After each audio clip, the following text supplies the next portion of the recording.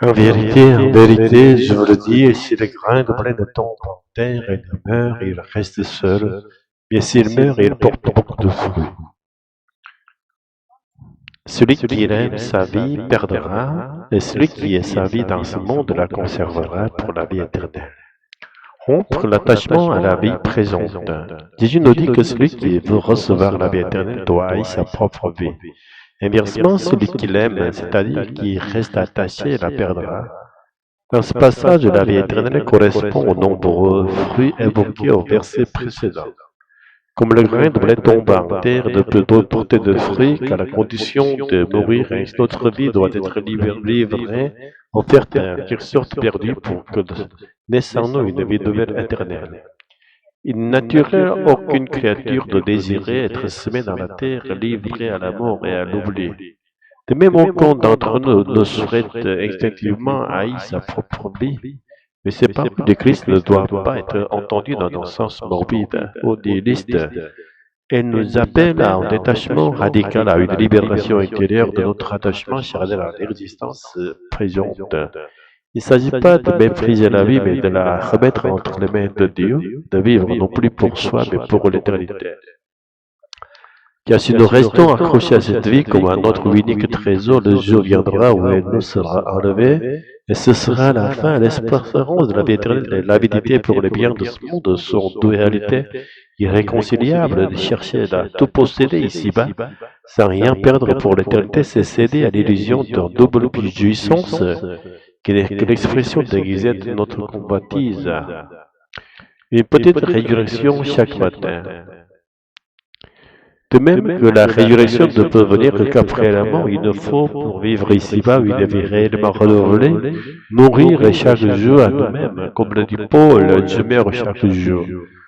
1 Corinthiens 15, 31. Cet mot intérieur doit se répéter chaque matin, car tant que nous vivons encore dans ce monde, notre vieille nature revient en nous comme un ressaut que l'on croyait maîtriser, mais qui reprend toujours sa forme. Et lorsque nous laissons cette vieille nature reprendre le dessus, alors surgit en nous le doute de pourquoi Dieu ne répond-il pas à ma foi. Mais ce n'est pas Dieu qui est silencieux, c'est que notre ancien moi, tourné vers les bénédictions visibles et terrestres, est incapable de reconnaître la grâce invisible de la vie éternelle. Il n'a pas les yeux pour voir ni le cœur pour recevoir. Et ainsi, il pense qu'il n'a rien reçu, il n'a rien douté de Dieu. Pourtant, si nous devons haïr notre vie présente, au sens du renoncement évangélique, Dieu lui aime cette vie, car c'est lui qui nous l'a donnée. Et lorsque nous choisissons librement de la lui offrir, de la remettre dans ses mains par amour, alors il la recueille, il la cache au creux de son sein, il la protège et surtout il la rend transfigurée, convertie en vie éternelle. Le salut fait bon usage de la grâce de Dieu. Tant que nous restons attachés à notre vie présente, nous ne pouvons pas l'offrir à lui. Il faut aller jusqu'à la remettre entre les mains, comme si nous la haïssions, c'est-à-dire sans réserve, sans retour à l'arrière. Et cela même est déjà une œuvre de la grâce. Sans la grâce de Dieu, nul ne peut faire pas de dépossession et d'abandon. Mais si après avoir reçu un peu de soulagement par la grâce, une vie un peu plus stable, une bénédiction visible, nous revenons à notre attachement aux choses de ce monde, alors nous recevons la grâce en vain. C'est la grâce gaspillée par l'oubli, par la tiédeur, par la distraction spirituelle.